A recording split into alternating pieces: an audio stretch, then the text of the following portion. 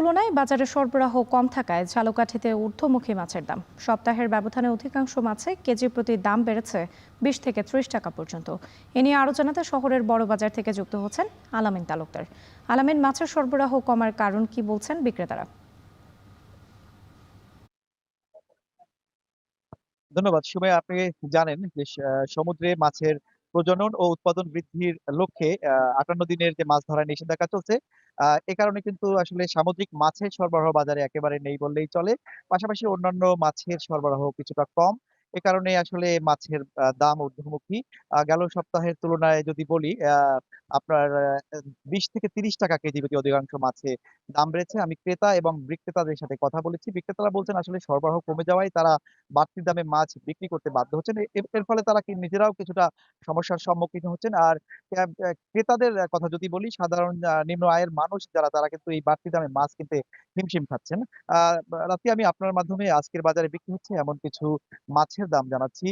Tilapia মাছ যেটি গত সপ্তাহে বিক্রি হচ্ছে ২২০ বা ৩০ টাকায়, সেটি কিন্তু আজকে বাজারে ২৫০ টাকা কেজি দরে বিক্রি হচ্ছে।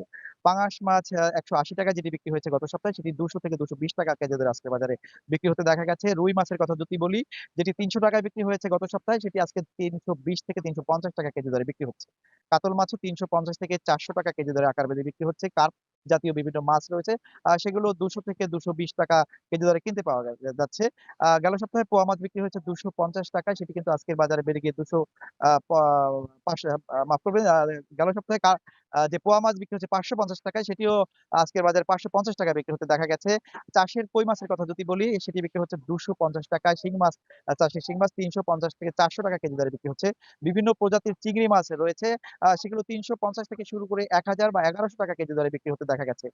এবং সর্বশেষ যদি ইলিশের কথা বলি, নানা সাইজের ইলিশ পাওয়া যাচ্ছে। ৭০০ থেকে শুরু করে ১৮০০, ২০০০ বা ২২০০ টাকা কেজি দরে ইলিশ মাছ বিক্রি হতে দেখা গেছে। অন্যান্য